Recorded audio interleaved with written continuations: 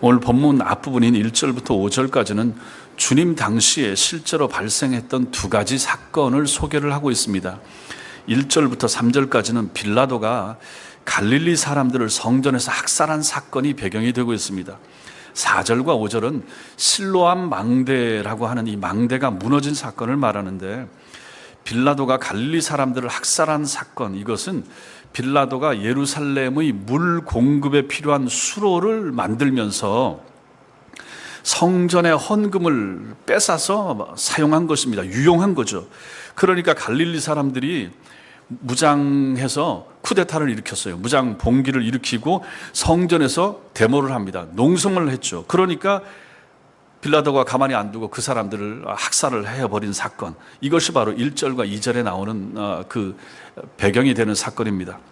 그리고 실로암 망대가 무너진 사건이라 하는 것은 지금 말씀드린 이 수로, 물 나오는 이 길, 이 수로를 만드는, 이것을 수로를 지키기 위해서 세워 놓았던 실로암 망대라고 하는 것이 있는데, 이 실로암 망대가 무너졌습니다. 무너지면서 그 근처에 있었던 사람을 깔아뭉긴 거죠. 그래서 18사람이나 죽은 사건이 있습니다. 이 사건을 여기서 말하고 있는 거예요. 이 두 가지는 다 재난 아닙니까? 칼에 죽든지 무너져서 죽든지 재난을 당한 거예요.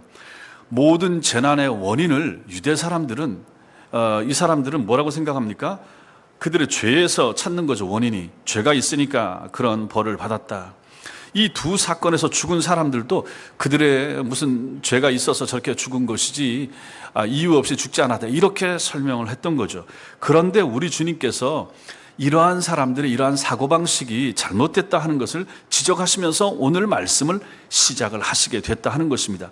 잘못된 형벌에 대한 개념, 원인과 결과, 욥기에도 보면 그게 잘 나옵니다. 욥이 그렇게 징계 받는 거 보니까 뭔가 죄가 있다. 욥은 나는 죄 진 거 없다. 아니다, 너 잘 생각해봐라. 죄가 있으니까 그렇게 징계받지, 죄 없는데 징계받겠느냐. 이 논쟁이 계속 이어지는 거 아니겠습니까? 이러한 생각을 유대인들은, 히브리인들은 다 가지고 있었던 것이죠. 그래서 그 사람들이 망대가 무너져서 죽었다, 빌라도의 칼에 죽었다, 죄가 있으니까 그렇지, 이렇게 이제 얘기하고 있는데, 우리 주님께서는 그렇지 않다라고 말씀하시면서 오늘 말씀을 진행을 해 나가시는 것입니다. 그러므로 오늘 이 본문의 말씀도 기본적으로는 하나님의 은혜와 사랑을 많이 받고도 그에 합당한 열매를 맺지 못하는 유대인들의 회개를 촉구하시기 위해서 주신 말씀이 이 말씀이 되는 것입니다. 오늘 이 말씀에서 여러분과 제가 이 말씀 같이 나누면서 주님께서 우리에게 주시는 은혜를, 또 교훈을 찾을 수 있게 되길 바랍니다. 먼저는 우리는 이 말씀에서 열매를 구하는 주인에 대해서 봐야 됩니다. 오늘 6절 말씀 보십시오. 이에 비유로 말씀하시되 한 사람이 포도원에 무화과를 심은 것이 있더니, 이렇게 말씀합니다. 한 사람이 나옵니다. 8절 말씀에 보면 주인이여 이렇게 나오죠. 그럼 이 한 사람은 누굽니까? 주인입니다. 어떤 주인입니까? 포도원의 주인입니다. 이 포도원 주인, 임자인 거죠. 그러면 이것은 비유인데, 그럼 이건 누구를 상징하는 것입니까? 하나님을 상징합니다. 이 하나님은 은혜를 베푼 주인과 마찬가지입니다. 6절에 한 사람이 포도원에 무화과를 심은 것이 있더니, 이렇게 말씀합니다. 포도원 주인은 자신의 포도원에 무화과를 갖다 심었습니다. 포도원은 이스라엘 땅의 이 척박한 땅들 중에도 그래도 가장 좋은 땅에 속한다고 합니다. 포도원이, 그 땅에 이 주인이 무화과 나무를 갖다 심었습니다. 무화과는 풍부한 수분과 양질의 영양분을 다 빨아들이면서 그 땅에서 잘 자랐습니다.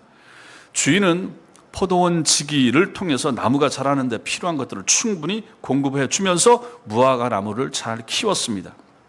6절 말씀에서 심은 것이 있더니, 심다, 이 표현은 무화과 나무가 심은 지 얼마 안 돼서 열매를 맺지 못하는 어린 나무가 아니라 심어 놓은 후에 꽤 시간이 흘렀고 이제 완전히 자라서 열매를 딸 수 있는 시기가 되었다 하는 것이 여기에 암시가 되어 있습니다. 6절을 시작하면서 이 말씀은 제가 우리 주님의 비유라라고 말씀을 드렸죠. 그렇다면 포도원에 심겨진 무화과 나무는 세상 가운데 살아가는 이스라엘 백성들을 상징한다, 우리는 이렇게 보면 되는 것입니다. 이 사람들이 누굽니까? 유대인들입니다. 이 사람들은 근처의 애굽, 아수르 혹은 바벨론이나 로마하고는 구별되는 하나님의 선민들이 이 사람들입니다. 이 사람들이 누굽니까? 포도원에 심겨진 무화과 나무입니다. 이 사람들이 누구라고요? 유대인들이 그런 거죠.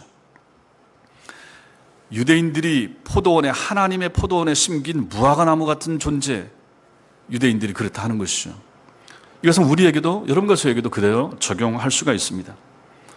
하나님께서 여러분과 저를 세상이라고 하는 자갈밭으로부터 뽑으셔서 하나님의 포도원인 교회에 우리를 옮겨 심으셨습니다. 교회는 포도원인 거죠. 우리는 무화과나무인 거죠. 우리가 거기에 심겨져 있다 하는 것입니다. 우리가 포도원에 심겨진 무화과나무입니다. 우리를 하나님의 선민, 하나님의 택한 백성으로 그렇게 택해 주시고 우리를 교인으로 삼아준 거죠. 여러분과 저를 천성교회 교인으로 하나님께서 부르시고 삼아주셨다 하는 것입니다. 이것이 뭡니까? 하나님의 놀라운 은혜인 거죠. 내가 신자가 된 것, 내가 교인이 된 것, 내가 천성교회 교인이 됐다 하는 것이 이러한 말씀에 근거해서 잘 생각해 보면 그냥 지나가다가 대충 된 것이 아니라 하나님의 놀라운 사랑과 은총의 결과라 하는 것입니다.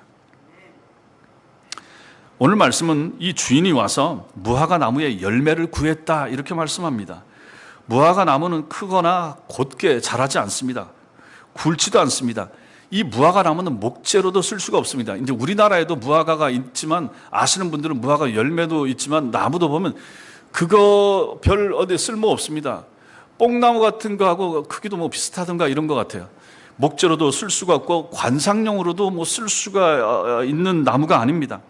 작은 꽃들이 피기는 하지만은 겉에서 보면 꽃이 잘 보이지 않기 때문에 무화과, 꽃이 없는 나무 이런 식으로 부릴 정도로 뭐 꽃이 화려하지도 않고 나무가 튼튼하고 크지도 않고 목재용으로도 못 쓰고 관상용으로도 쓸 수 없는 나무, 이 나무가 바로 무화과 나무입니다. 그렇다면 무화과 나무는 어디에 씁니까? 열매로만 씁니다. 열매만 목적으로 하고 키우는 것이 무화과 나무입니다. 주인이 자신의 포도원에 심어놓은 무화과 나무에게 와서 그래서 열매를 구하는 것입니다. 무화과 열매를 따서 먹고자 한 거죠. 여기 구했다라고 하는 말은 포도원 주인이 그 무화과 나무로부터 열매를 구하기를 계속적으로 시도했다는 것을 보여줍니다. 즉, 그 주인이 어느 날 갑자기 찾아와서 한 번에 자, 열매 줘 하고 이렇게 구한 것이 아니라 하는 것입니다. 그 나무가 열매를 맺힐 시기를 알고 그때부터 계속해서 열매를 기다리며 찾고 있었다는 그런 의미가 되는 것입니다.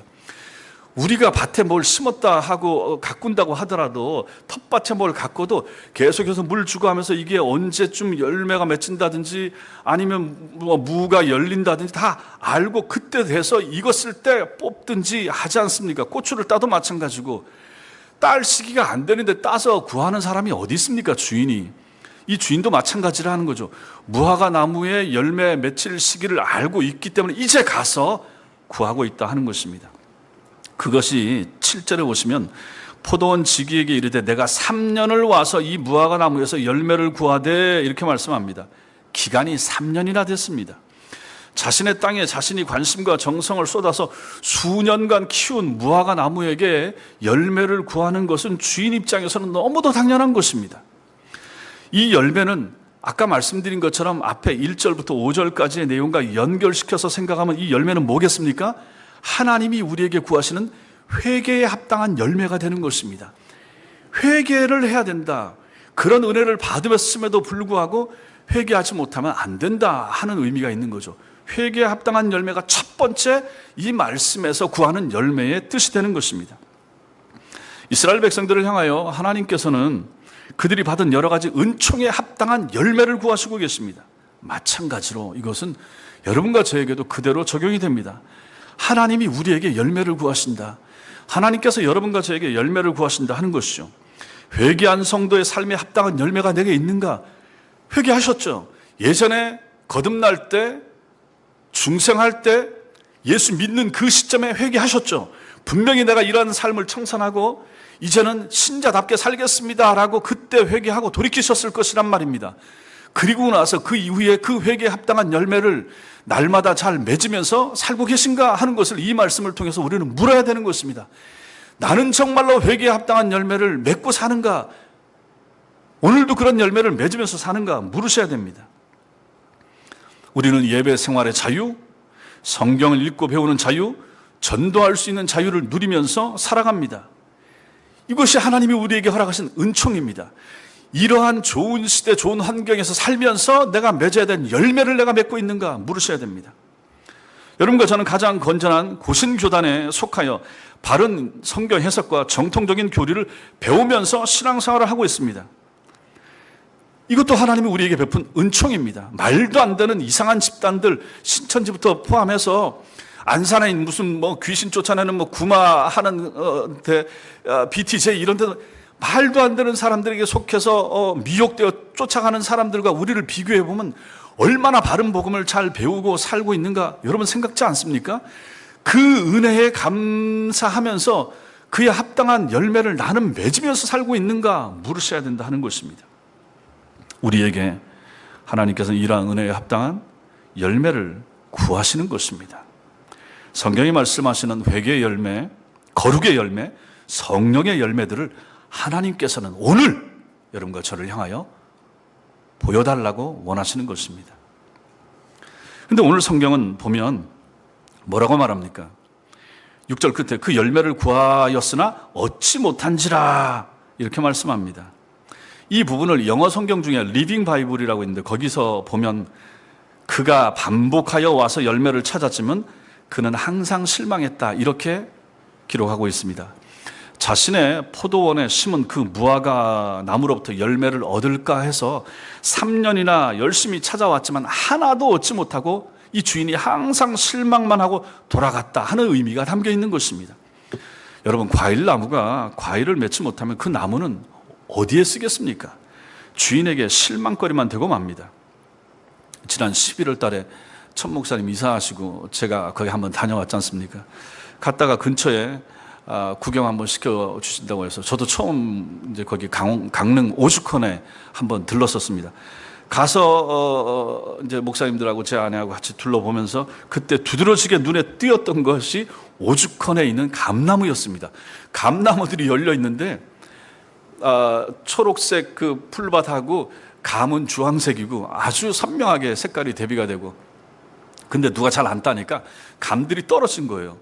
풀밭 위에 떨어져서 참 터져 있는데 그것도 참 보기가 좋았고, 감이 주렁주렁 열린 것을 보고 참 좋아했습니다. 따 먹을 수는 없고 따 먹지는 못했지만 참 맛있겠다 이런 생각도 들었습니다. 감나무가 감을 열지 못하면 그건 무슨 소용이 있겠습니까? 그 감나무의 열매가 또 만약 맛이 없다면 그건 무슨 소용이 있습니까? 여러분이나 저나 마트에 가서 과일을 사왔는데 한번 씹었는데 맛이 없다 그러면 그 과일을 먹을 마음이 나겠습니까? 과일의 의미는 맛에 있는 것이고 열매에 있다 하는 것이죠. 오늘 이 무화과 나무도 마찬가지였던 것입니다. 주인이 와서 열매를 구했는데 열매가 안 보여. 꽃도 필요 없고 나무 목재로도 필요 없고 관상용으로도 쓸 수 없고 오직 하나 쓸모 있는 것은 열매인데 그 열매가 없다 그러니 이 주인이 어떻게 했습니까? 실망하는 거죠. 실망하는 거죠. 감나무는 감이 열려야 되고 사과나무는 맛있는 사과가 열릴 때 그 나무의 역할을 다하는 것입니다. 여러분과 저도 마찬가지입니다. 여러분과 저는 신앙생활을 하면서 지금껏 어떤 열매를 맺고 계십니까? 하나님을 만족하고 기쁘시게 해드릴 만한 그러한 열매들을 지금까지 얼마나 맺히셨습니까? 아니면 혹시라도 아니면 이 열매 없는 무화과 나무처럼 혹시 그렇게 살아오신 것은 아닙니까? 주인이 보는데 열매가 안 보이는 거예요. 그 나무를 보는 주인의 마음은 실망하는 거죠. 1년, 2년, 3년이 됐는데도 말입니다. 열매가 맺히기를 기다리다가 실망만 하던 주인이 마침내 포도원을 가꾸는 포도원 지기를 부릅니다. 그리고 노한 음성으로 말합니다. 7절 같이 읽겠습니다. 7절 시작. 포도원 지기에게 이르되 내가 3년을 와서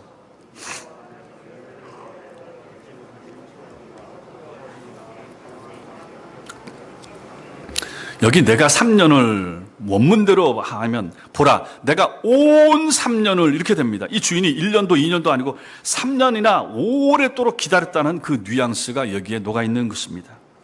심판을 유보하면서 회개의 열매가 맺히기를 오랫동안 인내하시던 하나님께서 마침내 진노하시는 모습을 우리는 여기서 볼 수가 있는 것입니다. 그 진노가 어떻게 나타납니까? 나무를 찍어버리라. 여기 찍어버리라. 완전히 제거하다. 그런 뜻입니다. 더 이상의 회복이 없는 완전한 제거, 즉 영원한 멸망을 가리키는 무서운 말이 바로 이 말이 되는 것입니다. 많은 사람들이 교회를 다니고 복음을 듣지만 아직도 참된 회심의 열매 없이 지옥 언저리를 맴돌고 있는 사람들이 교회 안에서 얼마나 많습니까? 그 사람들이 바로 오늘 여기에 나오는 이 무화과 나무하고 같아, 이렇게 볼 수가 있을 것입니다. 수십 번, 수백 번, 수천 번의 설교를 듣고도 예수를 진심으로 받아들이지 못하고 있거나 긴 시간 오랫동안 신앙생활을 하고 교회를 다녔음에도 불구하고 여전히 성경을 잘 믿지를 못하고 천국을 믿지 못하고 있다면 이 사람은 정말로 위험한 사람이 되는 것입니다.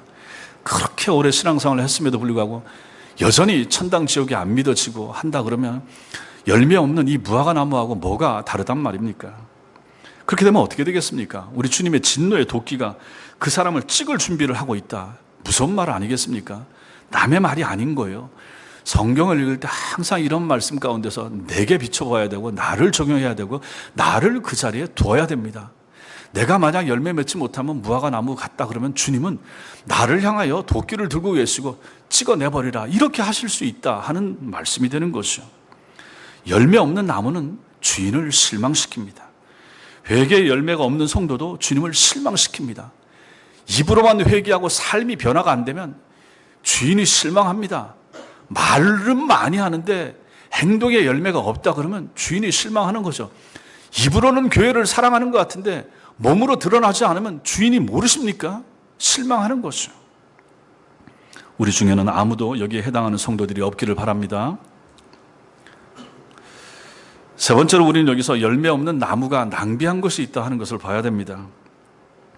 오늘 말씀의 무화과 나무는 1차적으로는 회개하지 않는 이스라엘 백성들을 가리킨다라고 말씀을 드렸고, 다음으로는 복음의 은혜 안에 살아가는 우리 같은 성도들에게도 이 말씀이 해당한다, 제가 말씀을 드렸습니다.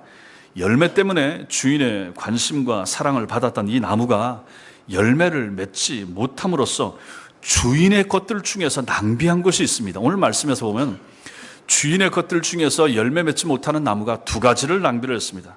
먼저는 시간을 낭비를 했습니다. 7절에 주인이 내가 3년을 와서, 이렇게 말합니다. 일반적으로 무화과 나무는 심은 지 3년이 되면 성숙기에 이른다, 이렇게 말합니다. 그래서 그 기간 동안에 만약에 열매를 맺지 못하게 된다, 그럼 그 이후에는 결코 다시 열매를 맺을 수가 없다고 합니다. 그렇다면 본문의 이 무화과 나무는 열매를 맺을 수 있었던 그 숱한 주인이 허락한 시간들, 3년의 시간들을 허송세월하고 낭비했던 것입니다. 주인이 열매를 맺으라고 허락한 3년의 시간을 낭비한 것입니다. 이것을 여러분과 저에게 적용을 해보십시오. 나는 혹시 시간을 낭비하고 살지 않는가? 열매 맺으라고 허락해 주신 그 숱한 시간들을 나는 허비하면서 살지 않았는가? 물으셔야 됩니다. 교회를 위해서 봉사할 수 있었던 시간들, 성경 공부할 수 있었던 시간들, 헌금할 수 있었던 시간들, 기도했었어야 할 시간들, 주님과 그 나라를 위해서 열심히 일했었어야 할 시간들, 이러한 시간들을 나는 어떻게 보냈는가? 나는 혹시 허비하지 않았는가? 물으셔야 됩니다. 물으셔야 됩니다. 이 모든 시간들은 왜 그렇습니까? 주님의 시간입니다. 주님이 우리에게 임대해 준 시간들입니다. 여러분이나 저나 한 살 한 살 나이가 더 먹고 살아가지만 이게 내 시간입니까? 내 인생입니까? 내 날입니까? 세상 유행과 가사에서는 내 인생은 나의 것이라고 말하고 2021년은 내 시간이니까 내가 잘 조정하고 내가 잘 관리하자고 말하지만, 신자들인 여러분과 저에게 시간이 내 것입니까? 여러분과 제가 우리의 주인입니까? 우리 시간의 주인입니까? 올 한 해 12월 달까지 나는 살아있을 것이라 장담할 수 있습니까? 내가 시간의 주인입니까? 아니잖아요. 우리는 분명히 알잖아요. 고백하잖아요. 그런데 그 시간을 함부로 사용해서 되겠습니까? 그 시간이 하나님의 것인데, 하나님이 여러분과 저에게 허락한 시간인데, 우리가 20대든지 40대든지 60대든지 80대든지 하나님이 허락하신 시간은 하나님의 시간입니다. 그 시간을 사용하는 것은 내가 사용하지만 주님이 나에게 준 시간입니다. 그러면 그 시간을 어찌 사용해야 되겠습니까? 생산적으로 사용을 해야 되는 거죠. 허비해서는 안 되는 거죠. 낭비해서는 안 된다는 것입니다. 내 시간이 내 것 같으면 내 마음대로 쓸 수가 있어요. 그러나 세상 사람들은 그렇게 살아도 신자는 다릅니다. 신자는 몸이 구속받은 사람입니다. 영혼이 구속된 사람들입니다. 그럼 내게 있는 모든 것은 주님의 것입니다. 내게 있는 모든 것은 다 하나님의 것입니다. 내게 있는 건강이나 물질이나 자식이나 가정이나 직장이나 지혜나 명철이나 그 무엇 하나도 내 것이 아니에요. 하나님의 것입니다. 주님이 주신 것입니다. 주님이 준 시간입니다. 그러면 그것을 내가 함부로 사용해버리고 내가 게을러버리고 내가 잠자버리고 나태해버리고 엉뚱한 데 써버리고 해버리면 어떻게 됩니까? 주님의 것을 낭비한 것이 되는 것입니다. 학생이 공부해야 될 시간, 그 시간에 엉뚱한 것을 하고 게임을 해버린다든지 허비해버린다 그러면 주님의 시간을 허비해버린 거예요. 네 시간을 네가 함부로 써버렸다라고 부모들은 자식에게 말할 수 있지만 하나님 앞에서 우리는 하나님의 시간을 함부로 써버린 사람이 되는 거예요. 목사가 시간을 함부로 써버리면 하나님 앞에서 하나님의 시간을 부여받은 목사가 써버린 거예요. 성도님들인 여러분들이 하나님 앞에서 받은 시간들을 함부로 써버리면 하나님의 것을 낭비한 것이 된다 하는 것입니다. 무서운 거예요. 다음으로 이 무화과 나무는 무엇을 낭비했습니까? 땅을 낭비했습니다. 땅. 7절에서 실망한 주인이 말합니다. 찍어버리라. 어찌 땅만 버리게 하겠느냐 이렇게 말합니다. 버리다, 이것은 공허하게 만들다, 쓸모없이 만들다, 파괴하다, 못쓰게 만들다 이런 뜻입니다. 열매 맺지 못한 나무는 그 나무가 심겨진 포도원의 땅만큼만 그 땅을 낭비한 거예요. 그 나무 심어놓은 그 부분 땅 거기서 저 수분 빨아들이고 영양분 빨아들였는데 열매를 맺지 못하는 거예요. 그거 여러분들이 주인이라면 그거 내버려 두겠습니까? 어떻습니까? 아이고 이거 아예 없었으면 이 땅의 영양분이나 수분을 다른 것이 먹었으면 더 잘 자랐을 것이다 이런 생각 안 들겠습니까? 그 땅에 만약에 다른 것을 심었다면 열매가 맺힐 수 있는 기회가 있지 않았겠습니까? 교회 성도 가운데 열매 맺지 못하는 성도들은 먼저는 자기 자신과 자신의 영혼을 파멸시키고 있는 것이나 마찬가지입니다. 우리 자신의 영혼을. 또한 그들의 열매 맺지 못하는 신앙생활은 나만 손해가 되는 게 아니에요. 교회에도 손해를 끼치는 것입니다. 다른 사람의 신앙생활에도 악영향을 끼칩니다. 어렵지 않습니다. 여러분 한 사람 한 사람이 신앙생활 잘 못함으로 아니 내가 내 신앙생활 내가 안 한다는데 무슨 교회가 손해야? 뭐 목사님만 혹시 손해될 수 있지 다른 사람들이야 무슨 손해겠습니까? 아닙니다.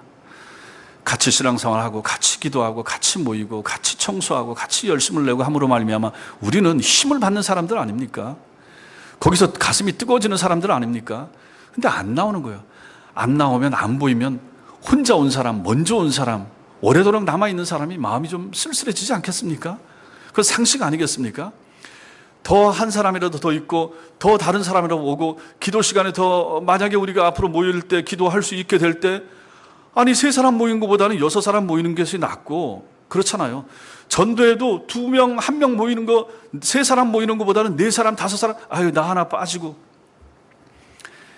그 모인 사람이 힘이 빠진단 말이네요. 약화된단 말이에요. 마음, 아유 다음엔 오지 말아야 되겠다. 나만 내가 이거 왜 이렇게 고생을 하나? 이런 마음이 그 사람이 들도록 이 사람이 오지 않음으로 말미암아 그러한 안 좋은 영향이 끼쳐진다는 얘기입니다. 있잖아요. 그분이 재직으로 세워졌잖아요. 그럼 그 자리를 지키셔야지. 하나님 앞에서 일을 맡으셨잖아요. 부장이 되셨잖아요. 기관장이 되셨잖아요. 잘 감당하셔야죠. 감당하지 못하면 목사는 근심이 되잖아요. 어떻게 말하면 이렇게 말할 수 있죠. 제가 다른 사람을 위해서 더 신방하고 더 관심을 가져야 되는데 열심히 해야 될 사람이 잘 안 함으로 말미암아 제 마음과 관심과 신경이 거기 가야 되고 뭐 목사가 그 일을 해야 되는 사람이긴 하지만은 그럴 수 있단 말입니다. 이것은 교회적으로도 낭비가 되는 것이고 하나님 앞에서도 마찬가지인 것입니다. 하나님께서 만약에 여러분이 아니고 다른 사람에게 은혜를 주시고 좋은 교회에서 천 목사님 통해서 이만큼 잘 배우셨고 이제 저와 함께 또 믿음 생활하면서 좋은 은혜와 좋은 환경 가운데 이만큼 잘 자랐으면 그에 합당한 열매를 맺으셔야 되는데 못 맺었다 그러면 만약에 인간적으로 생각한다 그러면 저 사람 말고 아예 다른 사람을 하나님께서 저 사람 저 성도 여기다 갖다 놨으면 훨씬 더 잘 자랐겠다. 훨씬 더 좋은 신자 됐겠다. 그런 마음이 들지 않겠습니까? 그러므로 우리가 하나님 앞에서 땅만 낭비한 이런 무화과 나무처럼 이러한 인생이 돼서는 안 된다 하는 것을 우리는 여기서 배우게 되는 것입니다. 자리만 차지해서는 안 되는 거죠. 직분만 맡아서는 소용이 없지 않습니까? 열심을 내야 되는 거죠.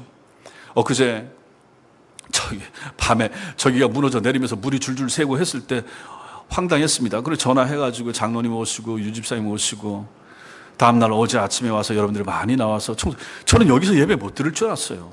3층에서 심지어는 이거 저기서 마저도 이거 못 모이면 전기가 다 안 들어오면 전기 다 내려야 된다고 했었으니까 어떻게 하지? 서창동에 저 예배당 가서 내가 영상으로 찍어서 해야 되나? 별별 생각이 다 들었단 말입니다. 그런데 지금 이렇게 얼마나 말짱해졌습니까? 다 여러분들이 오셔서 청소하시고 물 짜내가지고 물이 그득했어요. 물이 이만큼 차가지고 소방대원들도 들어와가지고 저 뒤에 코드도 감전될까봐 못 뽑았단 말입니다. 근데 이렇게 됐으니 얼마나 감사합니까? 여러분들이 교회를 섬기시고 여러분 자리 지켜주시고 가까이 있는 분들이 또 시간 내셔가지고 와서 청소해 주셨으므로 말미암아 이게 가능해진 거예요. 이것이 바로 교회의 힘이 되는 것이고 이렇게 해야 하나님의 교회가 든든하게 세워진다 하는 것입니다. 땅을 낭비하는 성도들이 되어서는 안 됩니다. 단순히 교인 머릿수만 채우는 수준으로 사셔서는 안 됩니다. 저와 같이 앞으로 믿음 생활 하시면서 지금까지도 잘 해오셨지만 앞으로도 잘 하시기를 부탁을 드립니다. 저를 위해서가 아닌 거죠. 교회를 위해서, 하나님 나라와 하나님을 위해서 하는 거죠. 여러분 자리를 잘 지키는 것, 예배 자리를 잘 지켜주시는 것, 주의를 잘 지켜주시는 것, 여러분들이 직분자로서 그 자리를 잘 지켜주시는 것, 여러분이 해야 될 헌금을 여러분들이 참 쓸 것도 많음에도 불구하고 안 쓰면서 하나님의 교회를 위해서 드리는 것, 이것이 하나님 앞에서 얼마나 선하고 아름다운 일인가 생각을 하시라 하는 것입니다. 이름뿐인 집사여 재직으로 살아오지는 않았는가 돌아보시기를 바랍니다. 우리는 유익을 끼치든지 아니면 해를 끼치든지 둘 중에 하나에 해당되는 것입니다. 심어놨는데 열매 맺지 못하면 주인 입장에서는 손해가 되는 거죠. 열매가 없으니까요.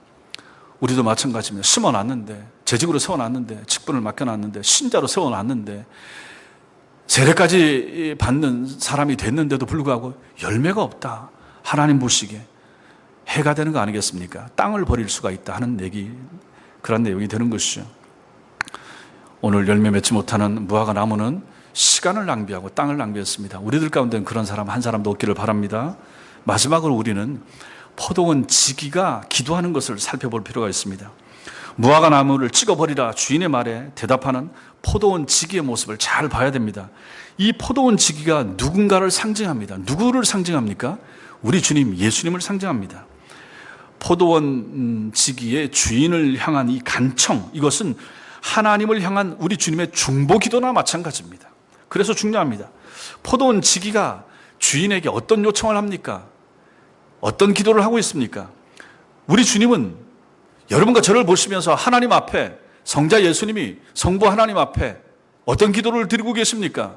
지금 하늘보다 우편에서 주님이, 성령도 우리를 위해서 기도하시고 주님도 우리를 위해서 중보 기도하시는데 그 주님이 우리를 위해서 무슨 기도를 하시겠습니까? 보십시오. 먼저는 집행유예를 위해서 기도합니다. 8절 같이 읽겠습니다. 시작. 대답하여 이르되 금년에도 그대로 두소서. 내가 두릅하고 걸음을 줄이니. 금년에도 그대로 두소서. 이게 뭡니까? 집행을 유예해 주세요. 그런 내용입니다. 올 한 해만 한 번 더 참고 기다려 주세요. 그런 뜻이죠. 열매 없는 무화과 나무가 열매를 맺을 수 있는 기회를 한 번 더, 한 해 더 주세요. 3년이면 충분히 했음에도 불구하고 자 이제 필요 없다, 잘라내 버려라, 그렇게 말 주인이 함에도 불구하고 포도원을 지키는 포도원 지기가 주인님 아닙니다. 한 해만 더 시간을 주세요 요청하고 있습니다. 열매 맺지 못하는 우리를 위한 우리 주님의 애타는 마음도 이와 같을 수 있다 하는 것이죠. 올 한 해는 작년과 다를 것을 기대하시면서 선처를 바라시는 주님의 간절한 마음을 우리는 여기서 읽을 수가 있습니다. 하나님 앞에서 주님은 여러분과 저를 감싸시면서 하나님, 작년은 코로나 때문에 열심히 못했을 수 있습니다. 그러나 올해는 다를 겁니다. 기회를 한 번만 더 주세요 하나님 하고 주님이 여러분과 저를 보면서 하나님 앞에 기도하지 않겠습니까?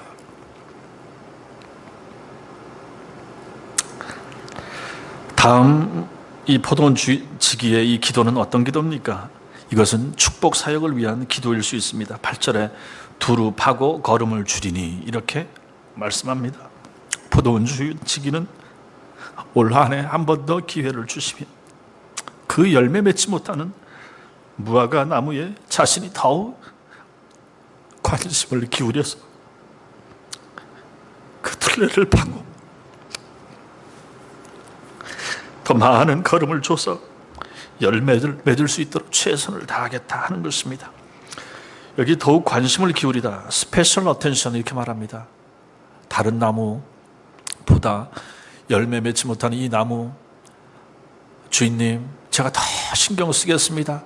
더 걸음 많이 주겠습니다. 더 열심히 돌보겠습니다.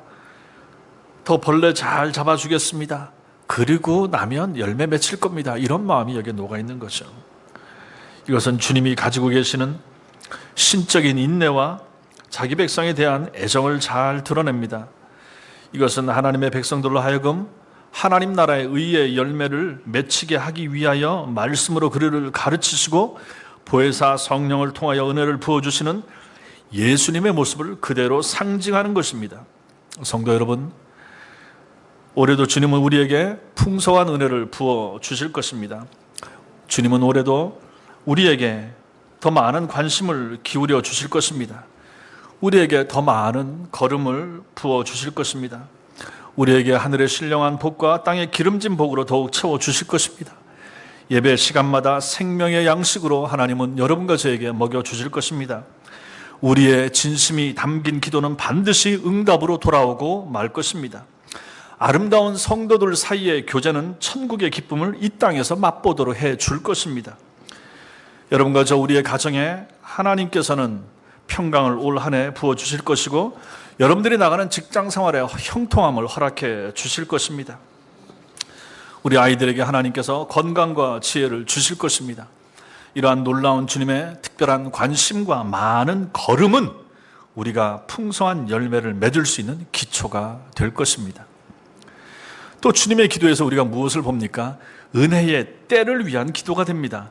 우리말 성경에는 번역이 되지 않았지만 원어 성경에는 보면 뭐뭐 할 때까지라는 의미의 전치사가 사용되어서 포도원 지기가 그 주인으로 하여금 열매가 맺히기를 기다리도록 요청하는 시기는 그냥 무한정 지속되는 것이 아니라 한정된 시기로서 그 포도원 지기가 걸음을 줄 때까지로 못 받고 있다 하는 것을 여기서 보여줍니다. 주님의 은혜가 무한정이 아니라 하는 것이죠. 마감되는 때가 있다는 것입니다. 구원의 시기가 있습니다. 말씀을 듣고 회개해야 할 때가 있습니다. 우리 귀에 말씀이 들려지는 때가 있는 것입니다. 그 시기를 선용하지 못한다 그러면 영원히 그 때를 상실할 날이 올 수도 있다 하는 것이죠. 교회 봉사의 때가 있습니다.